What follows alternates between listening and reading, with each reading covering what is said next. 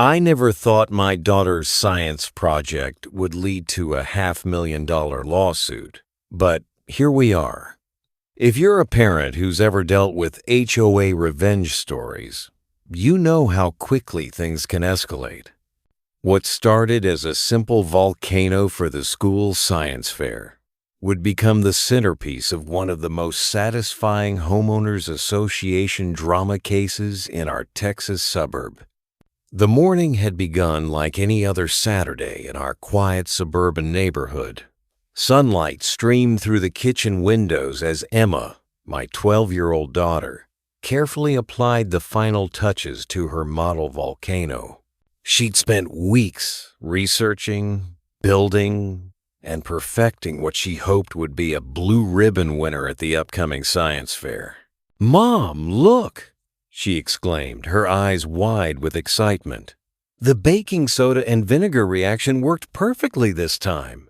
I smiled, watching her carefully clean up the small mess. "It looks amazing, sweetie. Mrs. Henderson is going to be so impressed." Emma beamed with pride. Her project wasn't just about creating a volcanic eruption. She was testing different ratios of baking soda to vinegar to determine the most explosive combination. It was clever, educational, and something she'd poured her heart into. What we didn't know was that Brenda Johnson, the HOA board president and our neighborhood's notorious HOA Karen, was peering through our fence as Emma conducted her final test. From our kitchen window, I saw her shaking her head and jotting something down on her trademark clipboard. "I'll be right back, Emma," I said, stepping outside to address what I assumed would be another minor complaint about our lawn or mailbox. Brenda didn't even let me speak.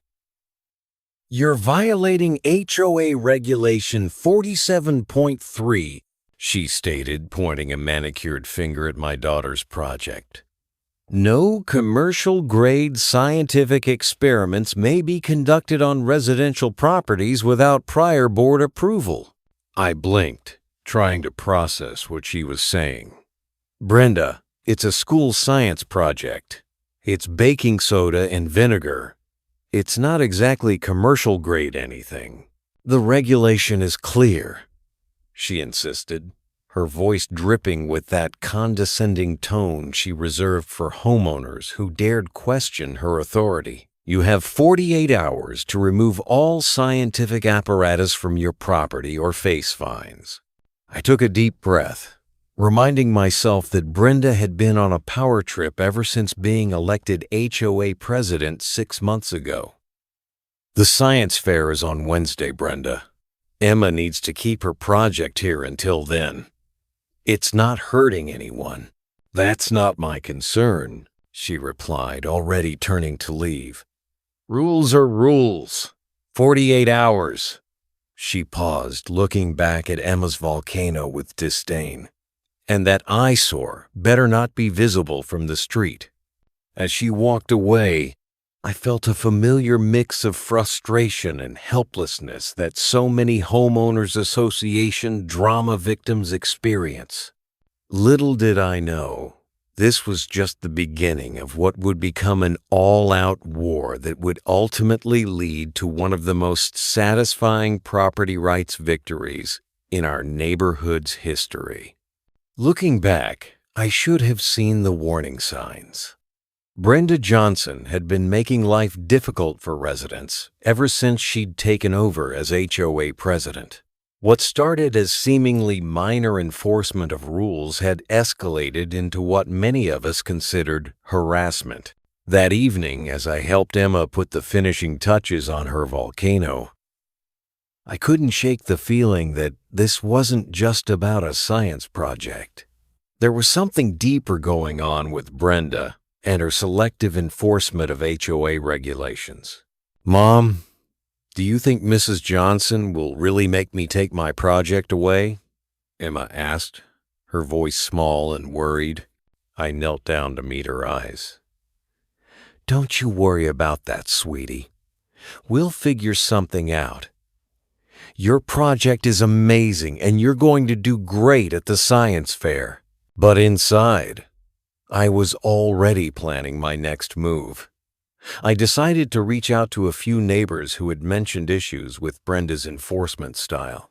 Maybe if we could show a pattern of unreasonable behavior, the HOA board would reconsider. The next morning, I knocked on Sarah Miller's door across the street. Sarah had lived in the neighborhood for 15 years and had seen HOA presidents come and go. "You're having issues with Brenda, too?" she asked, ushering me into her kitchen. I nodded, explaining the situation with Emma's science project. Sarah's eyes widened in disbelief. "She tried to fine me, $200, because my trash cans were visible from the street for 20 minutes after pickup," Sarah said, shaking her head. "And Tom down the street got a violation notice because his lawn was 1/4 inch too tall, according to a ruler." This was exactly what I needed to hear, a pattern of unreasonable enforcement that could help make our case. Sarah suggested I reach out to other neighbors who might have similar experiences. Over the next few hours, I spoke with 6 different homeowners, each with their own story of Brenda's overreach. The Hendersons had been cited for their basketball hoop being too visible from the street. The Winds had received multiple complaints about their non-regulation garden gnomes. Even Mr. Peterson, a retired veteran who'd lived in the neighborhood since it was built, had been threatened with fines for flying an American flag that was slightly larger than regulation size. What became clear was that Brenda wasn't just enforcing rules. She was targeting specific residents with unreasonable interpretations of the HOA bylaws. And now, she'd set her sights on my daughter's science project. That evening, as I tucked Emma into bed, she asked again about her volcano. "I worked so hard on it, Mom," she said, her voice trembling slightly. "It's not fair that Mrs. Johnson wants to take it away." I hugged her tightly, feeling a surge of protective anger. "Don't worry, honey. We're not going to let that happen." What I didn't tell her was that I was already drafting an email to the full HOA board, detailing not just the situation with the science project, but the pattern of unreasonable enforcement I'd uncovered. I was done being the quiet homeowner who just paid their fees and followed the rules without question. If Brenda wanted a fight, she was about to get one. The response from the HOA board came faster than I expected. 2 days after my email, I received an official notice stating that not only did I need to remove Emma's science project, but I was being fined $500 for violating multiple HOA regulations and harassing board members with unfounded complaints. I couldn't believe what I was reading. The fine was unprecedented in our neighborhood's history. Even more outrageous was the accusation that I was harassing board members simply by documenting Brenda's unreasonable enforcement. "What does it mean, Mom?" Emma asked, looking over my shoulder at the official letter. I quickly folded it, not wanting her to see the ridiculous fine amount. "It just means we need to have a meeting with the HOA board to explain your project, sweetie." Nothing to worry about. But I was worried. This wasn't just about a science project anymore. Brenda had escalated things to a new level, and I needed to respond carefully. The next day, I scheduled a meeting with the HOA board. I brought copies of all the documentation I'd gathered, statements from neighbors, photos of other violations Brenda had ignored, and a careful reading of the HOA bylaws that showed no regulation against school science projects. The meeting room was tense when I arrived. Brenda sat at the head of the table, flanked by 3 other board members who seemed uncomfortable with the situation. "Thank you for meeting with me," I began, keeping my voice calm and professional. I wanted to discuss the notice regarding my daughter's science project and the associated fine. Brenda immediately interrupted. The regulations are clear. No commercial-grade scientific experiments without prior approval. Your daughter's project constitutes a violation. I took a deep breath, reminding myself to stay calm. With all due respect, Brenda, this is a school science project using household materials. It's not commercial-grade anything. Furthermore, I've documented numerous instances where you've selectively enforced regulations, targeting certain residents while ignoring similar violations by others. I handed each board member a folder containing my evidence. As they reviewed it, I could see the realization dawning on their faces. Brenda wasn't just enforcing rules. She was abusing her position. This is completely inappropriate, said David Chin, one of the board members. Brenda, you never mentioned fining this resident $500. That's not within our authority without a formal hearing and vote. Brenda's face flushed with anger. I have the authority to enforce our regulations as I see fit. This resident has been non-compliant and disrespectful. The meeting quickly deteriorated into an argument, with Brenda becoming increasingly defensive while the other board members expressed concern about her actions. Finally, David called for an executive session, asking me to wait outside. 20 minutes later, they invited me back in. David spoke for the group. After reviewing the evidence, we've determined that the fine was inappropriate and that your daughter's science project does not violate any HOA regulations. You're welcome to keep it until after the science fair. I felt a wave of relief, but Brenda wasn't done. This isn't over, she hissed as I gathered my documents. You can't just come in here and undermine my authority. I looked her directly in the eye. I'm not undermining your authority, Brenda. I'm asking you to follow the rules that apply to everyone, including you. As I left the meeting, I thought the issue was resolved. I should have known better. When it comes to HOA revenge stories, the battle is rarely won with a single meeting.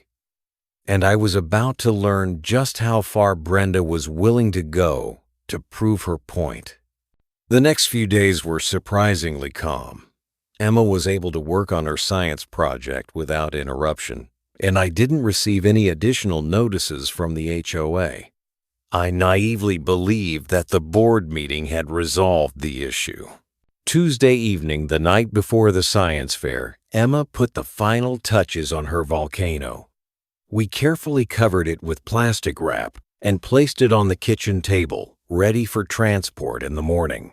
I'm so nervous, Mom, Emma admitted as we ate dinner. What if I don't win anything? I smiled at her. Winning isn't everything, sweetie. You worked hard, you learned a lot, and that's what matters. No matter what happens tomorrow, I'm proud of you. After dinner, Emma went to bed early, wanting to be well rested for the big day. I stayed up a little longer, answering some work emails and tidying up the house before turning in myself. The next morning, I woke up to Emma's screams. Mom! Mom, come quick! I raced downstairs to find Emma standing in the kitchen, tears streaming down her face. Her science project, the volcano she'd spent weeks perfecting, was destroyed. The carefully crafted structure was smashed, the paint ruined, and the chemical components scattered across the table and floor. What happened? I asked, pulling her into a hug. I don't know, she sobbed. It was fine when I went to bed. I came down to get it ready for the science fair and it's ruined. As I comforted my daughter, I noticed something on the kitchen counter, a muddy footprint, too large to belong to either of us. And the back door, which I always lock before bed, was slightly ajar. Someone had broken into our home and destroyed Emma's science project. My first thought was a random break-in, but nothing else was missing. The laptop on the counter, my purse on the chair, the television in the living room, all untouched. Only the volcano was targeted. And then I saw it.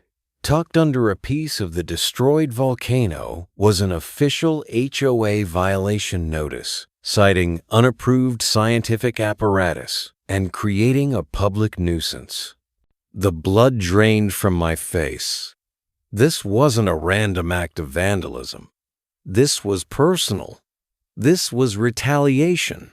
"Emma, go to your room for a minute, sweetie," I said, trying to keep my voice steady. Once she was upstairs, I called the police.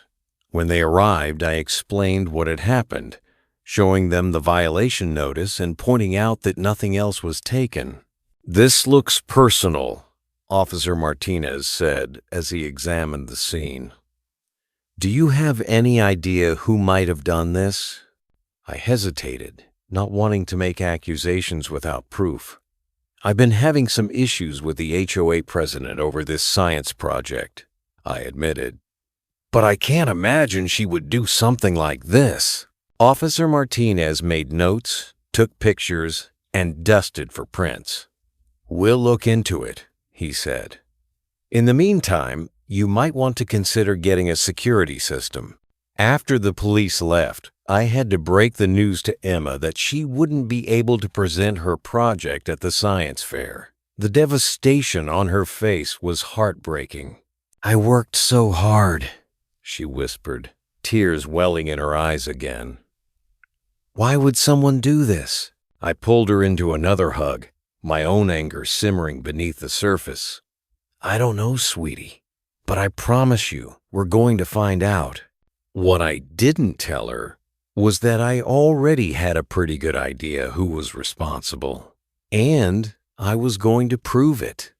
The next few days were a blur of activity. Between comforting Emma, dealing with the police investigation, and trying to piece together what had happened, I barely had time to process my anger and frustration. But as the initial shock wore off, determination took its place. I wasn't going to let this go. Someone had broken into my home, destroyed my daughter's property, and left a mocking violation notice behind. This was beyond HOA drama. This was criminal. My first step was to review the security footage from my neighbor's camera. Sarah Miller had a security system that captured part of my backyard and the alley behind our houses. When I called Sarah, she immediately agreed to check her footage. "I can't believe someone would do that to Emma's project," she said. "The poor girl worked so hard on it." An hour later, Sarah called me back. "You need to see this," she said, her voice tight with anger. I rushed over to Sarah's house, and she pulled up the footage from the night of the incident. At approximately 2:17 a.m., a figure could be seen approaching my back door. The quality wasn't perfect, but there was no mistaking who it was. Brenda Johnson. The footage showed Brenda using a key to unlock my back door, a key she shouldn't have had. She entered my home and emerged 10 minutes later, wiping her hands on her pants and looking around furtively before slipping away into the night. I felt sick. The HOA president, the woman who was supposed to be looking out for our neighborhood's best interests, had broken into my home and destroyed my daughter's science project. "I'm calling the police," I said, my hands shaking as I pulled out my phone. Sarah put a hand on my arm. "Wait. Before you do that, you need more evidence. This footage is good, but Brenda will just claim she was checking on a violation or something. You need to prove she had no right to be in your house and that she intentionally destroyed the project." Sarah was right. I needed to build a stronger case before going to the police. My next step was to find out how Brenda got a key to my house. I called the property management company that handled our HOA's affairs. "I'm calling to inquire about who has access to keys to residents' homes," I said to the receptionist. After being transferred to a manager, I learned that Brenda had requested master keys to all properties in the neighborhood for emergency inspection purposes shortly after being elected HOA president. This was highly unusual and, according to the manager, not something the HOA board had actually approved.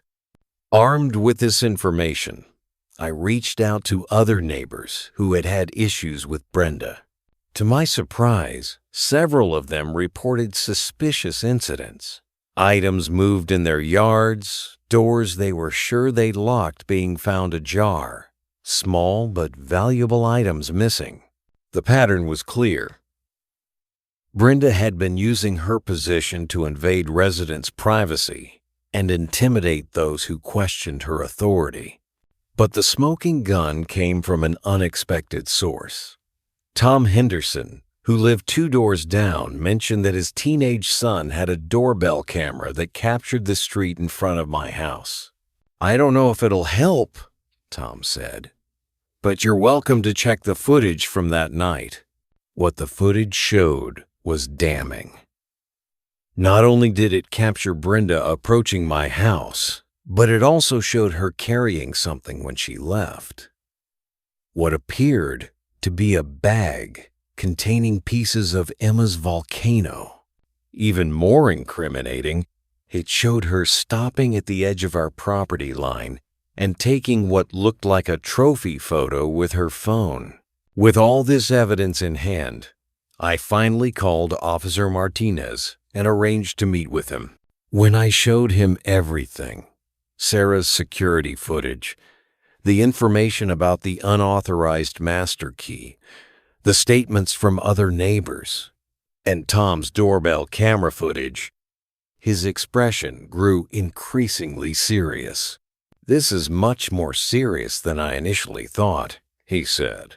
"We're looking at breaking and entering, vandalism, and potentially other charges. I'm going to need to take all of this evidence and present it to my supervisor." As I left the police station, I felt a mix of emotions. Anger that someone could violate my home and hurt my daughter like this, but also satisfaction that I had the evidence to prove it. And I knew this wasn't just about getting justice for Emma anymore. This was about stopping Brenda from doing this to anyone else. The police investigation moved faster than I expected. Within a week, Officer Martinez called to tell me they had enough evidence to charge Brenda Johnson with breaking and entering vandalism and theft. "They're issuing a warrant for her arrest," he explained. "We wanted to give you a heads up before things get public." I thanked him and hung up, feeling a strange mix of emotions. Part of me was relieved that Brenda would be held accountable for her actions, but another part was dreading the inevitable fallout in our neighborhood. My phone started ringing almost immediately after the call. Somehow, news of the warrant had already leaked, probably through Brenda's connections on the HOA board. The first call was from David Chen, the board member who had stood up to Brenda during our meeting. "I just heard what happened," he said, his voice filled with concern. "The board is calling an emergency meeting tonight to discuss this situation. We'd like you to be there if you're willing." I agreed, knowing this was my chance to address the full board and present my case before Brenda had a chance to spin her narrative. That evening, I arrived at the community center to find a packed meeting room. Nearly every resident of our neighborhood was there, drawn by the scandal of their HOA president being arrested. Brenda was conspicuously absent, but her supporters, a small but vocal group of mostly newer residents, were present and clearly agitated. David called the meeting to order and explained the situation as he knew it. Then he turned to me. "Would you like to share what happened?" he asked. I took a deep breath and stood up, facing the crowded room. I explained everything. The initial complaint about Emma's science project, the unreasonable fine, the board meeting where the fine was rescinded, and finally the break-in and destruction of the project. As I spoke, I could see the mood of the room shifting. What began as skepticism was turning to shock and then anger. "I have evidence," I continued, holding up a USB drive. "Security footage showing Brenda breaking into my home in the middle of the night. Proof that she obtained master keys to all properties without board approval. Statements from other neighbors who've experienced similar violations of their privacy." I paused, looking directly at Brenda's supporters. "This isn't about HOA regulations or neighborhood aesthetics. This is about someone abusing her position of power to intimidate and harass residents who dared to question her authority." The room erupted in murmurs of agreement. David called for order and then opened the floor for discussion. One after another, residents stood up to share their own experiences with Brenda's overreach. The Hendersons talked about the basketball hoop violation. Mr. Peterson described being harassed for flying his American flag. The Wynns shared the ridiculous complaints about their garden gnomes. What became clear was that Brenda's behavior wasn't an isolated incident. It was a pattern of abuse that had affected numerous residents in our neighborhood. Finally, David called for a vote. "The motion on the table is to remove Brenda Johnson from her position as HOA president, effective immediately. All in favor?" The vote was nearly unanimous. Only 2 people raised their hands in opposition. Brenda's most loyal supporters. "The motion carries," David announced. "Brenda Johnson is hereby removed as HOA president." As the meeting adjourned, several residents approached me to offer support and share their own stories. What had started as a personal issue with my daughter's science project had blossomed into a community-wide movement to reclaim our neighborhood from an abusive HOA board. But even as I celebrated this small victory, I knew the fight wasn't over.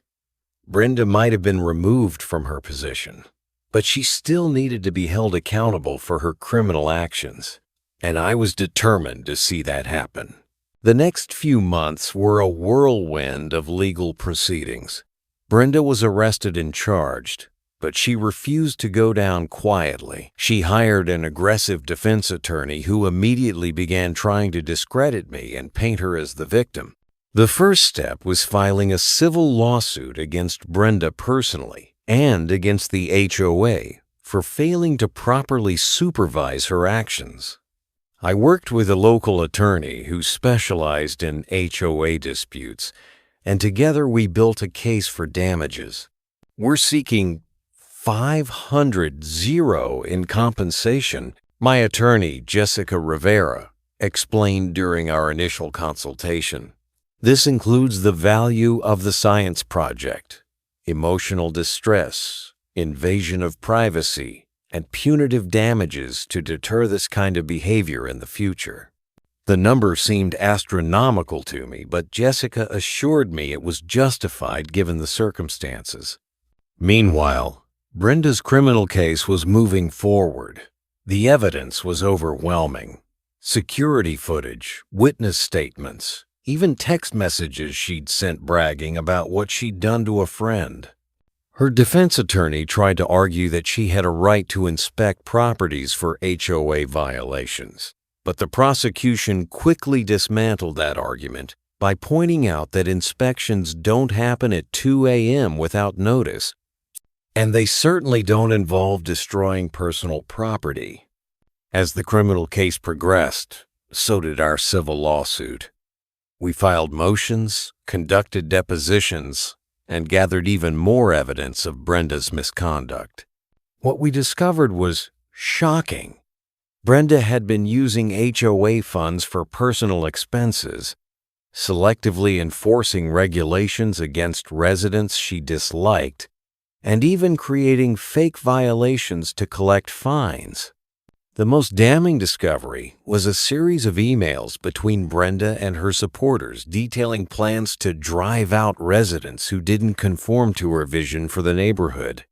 My family was specifically mentioned as a target because I had challenged her authority by questioning the fine against Emma's science project. With this new evidence, we amended our lawsuit to include additional claims of fraud, conspiracy, and intentional infliction of emotional distress. We also named several other HOA board members who had knowingly allowed Brenda's misconduct to continue.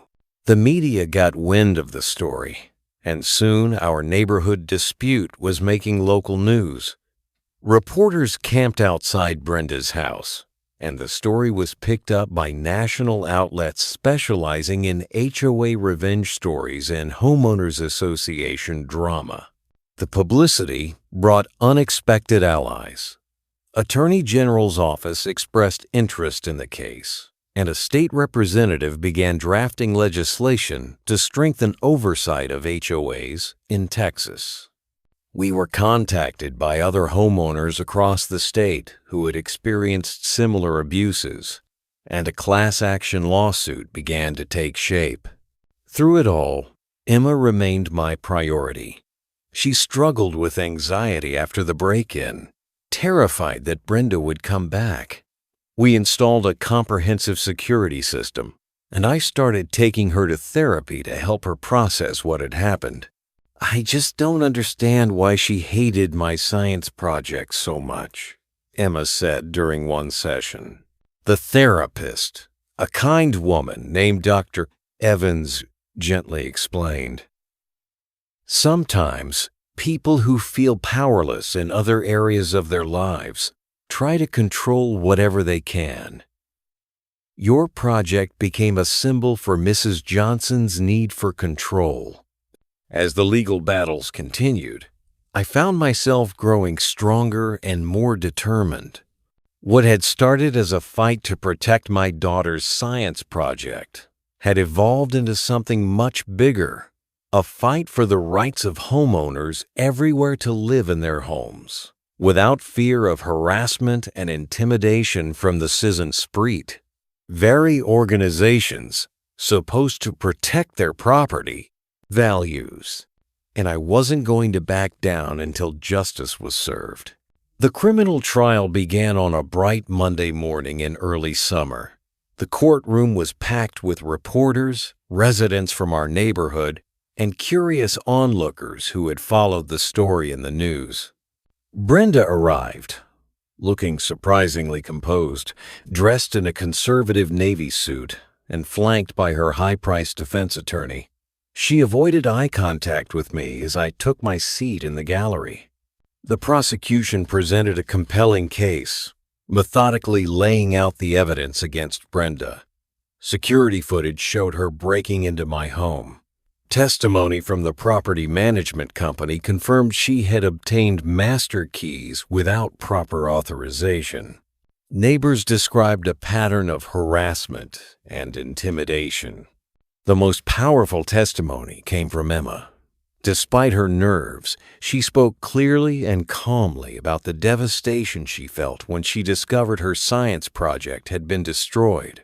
"I worked on it for weeks," she said, her voice trembling slightly. "It wasn't just a project to me. It was something I was proud of. When I saw it broken, I felt like someone had broken a piece of me too." Even Brenda's defense attorney seemed moved by Emma's testimony, and several members of the jury wiped away tears. When it was the defense's turn, they tried to paint Brenda as a dedicated community volunteer who had been misunderstood. They argued that she had only wanted to maintain property values and neighborhood standards, and that her actions, while perhaps misguided, came from a place of concern for the community. But their case fell apart under cross-examination. When confronted with the emails detailing plans to target certain residents, Brenda became flustered and defensive. When asked about using HOA funds for personal expenses, she claimed it was reimbursement for out-of-pocket costs, but couldn't produce receipts or documentation. The turning point came when the prosecution called a surprise witness, Brenda's former friend and HOA ally, who testified that Brenda had bragged about putting that family in their place and described breaking into my home as sending a message. The jury deliberated for less than 2 hours before returning with a verdict, guilty on all counts. The civil trial followed a few months later. By this time, our case had grown to include additional plaintiffs and claims, but the core remained the same, seeking justice for what Brenda had done to Emma and our family.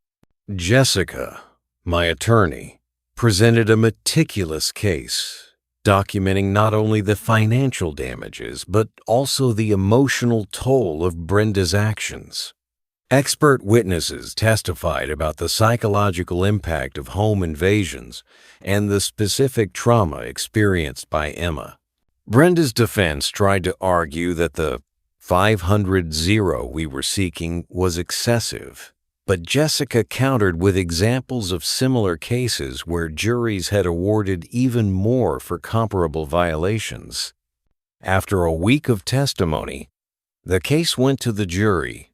They deliberated for 3 days before returning with a decision that left me speechless. Not only did they find in our favor, but they awarded us the full $500,000 we had requested, plus an additional $100,000 in punitive damages. The jury clearly wanted to send a message, Jessica explained as we left the courthouse. This kind of abuse of power cannot be tolerated. Reporters swarmed us as we exited the building, asking for comments on the verdict. This was never about the money, I said, holding Emma close. This was about standing up to bullying and intimidation and protecting our right to feel safe in our own home. I hope this verdict encourages other homeowners to fight back when their HOAs overstep their bounds. As we drove home, I thought about the long, strange journey that had begun with a simple science project. Butte had evolved into a landmark case that would change HOA oversight in our state and potentially across the country. But more importantly, it had taught Emma an important lesson about standing up for what's right, even when it's difficult, and that was worth more than any monetary award. Life after the trials was both strange and wonderfully normal. The media attention gradually faded, and our neighborhood began to heal from the drama that had consumed it for months. Brenda was sentenced to 2 years in prison, followed by 3 years of probation. She was also ordered to pay restitution to the HOA for the funds she had misused and to complete community service. Her attorney filed an appeal, but it was quickly denied. The HOA, under new leadership, implemented a series of reforms designed to prevent the kind of abuse Brenda had engaged in. They established a clear process for handling violations, created an independent review board for disputes, and implemented strict financial controls. They also reached out to residents who had been targeted by Brenda, offering apologies and, in some cases, refunds of improperly collected fines. For our family, the financial settlement was life-changing. We paid off our mortgage, set up a college fund for Emma, and donated a portion to organizations that advocate for homeowners' rights. But the money wasn't what mattered most. It was the sense of closure and justice that came with knowing Brenda had been held accountable for her actions. Emma thrived in the aftermath of the trials. She became something of a local celebrity, invited to speak at schools about standing up to bullying and fighting for what's right. She even started a new science project. This one focused on community psychology and what makes people abuse positions of power. I want to understand why people like Mrs. Johnson do what they do, she explained. Maybe if we understand it better, we can prevent it from happening to someone else. Our relationship with our neighbors deepened through the experience. People who had previously kept to themselves now stopped to chat, offer support, and share their own stories of standing up to injustice. Our neighborhood became stronger, more connected, and more vigilant about protecting the rights of all residents. The story of our case continued to have ripple effects beyond our community. The state representative who had taken an interest in our case successfully passed legislation strengthening oversight of HOAs and providing homeowners with more recourse when boards overstep their authority. Similar laws were introduced in other states. Inspired by what had happened to us, I was contacted by homeowners from across the country who were dealing with their own HOA nightmares. I did my best to offer advice and support, connecting them with resources and, in some cases, with attorneys who could help them fight back. One day, I received an email from a woman in another state who was facing a situation remarkably similar to what we had experienced. Her son's treehouse had been deemed an unapproved structure by their HOA, and the board president was threatening fines and legal action. "I don't know where to turn," she wrote. "I feel so powerless against them." I smiled as I typed my response. "You're not powerless," I wrote back. "You have rights, and there are people who will help you fight for them. Let me tell you about a science project that changed everything." As I sit on my back porch watching Emma work on her latest science experiment, a complex model of sustainable urban development, I can't help but reflect on the journey we've been through. What started as a simple school project evolved into a life-changing experience that taught us both invaluable lessons about standing up for what's right and fighting injustice wherever we find it. If there's one thing I've learned from this experience, it's that HOA revenge stories don't have to be just fantasies. With the right evidence, support, and determination, homeowners can fight back against overreaching boards and abusive board members. Our case proved that even the most powerful HOA Karen can be held accountable for her actions. For anyone dealing with similar issues, I want to share what I learned. First, document everything. Keep records of every interaction, every violation notice, every conversation. Take pictures, save emails, and whenever possible, get things in writing. This documentation will be invaluable if you need to prove a pattern of harassment or abuse. Second, know your rights. Most homeowners don't realize that HOAs have legal limitations on what they can and cannot do. Take the time to read your HOA bylaws, understand the regulations, and research the laws in your state regarding homeowners associations. Knowledge is power, and in this case, it's your best defense. Third, build community support. You are not alone in your frustration with HOA overreach. Talk to your neighbors, share your experiences, and work together to address issues. There is strength in numbers, and a united community is much harder to ignore than a single homeowner. Fourth, don't be afraid to seek legal help. If you're dealing with serious harassment or violations of your rights, Consult with an attorney who specializes in HOA disputes. Many offer free initial consultations, and some may even take your case on contingency if there's potential for monetary damages. Finally, stand firm in the face of intimidation. Bullies like Brenda rely on people backing down when confronted.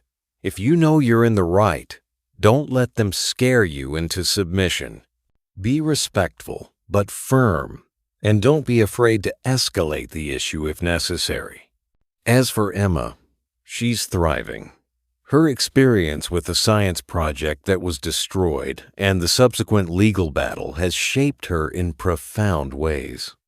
She's developed a strong sense of justice and a passion for advocating for those who can't advocate for themselves. She's even talking about becoming a lawyer someday so she can help other people fight injustice. "Mom, look," she calls out, interrupting my thoughts. "The solar panels are working. The model is completely self-sustaining." I smile as I watch her excitement, remembering the shattered volcano and the tears that followed. That broken project led to a broken home, but ultimately, it also led to healing, justice, and a stronger community. If you're dealing with HOA issues, know that you're not alone. Share your experiences in the comments below. Have you ever faced an unreasonable HOA board member? How did you handle it? What advice would you give to others in similar situations? And remember, your home is your sanctuary. No one has the right to make you feel unsafe or unwelcome in your own space. Stand up for your rights, document everything, and don't be afraid to fight back. Because sometimes the most satisfying HOA revenge stories are the ones that end with justice, community, and a little girl who learned that standing up for what's right is always worth it.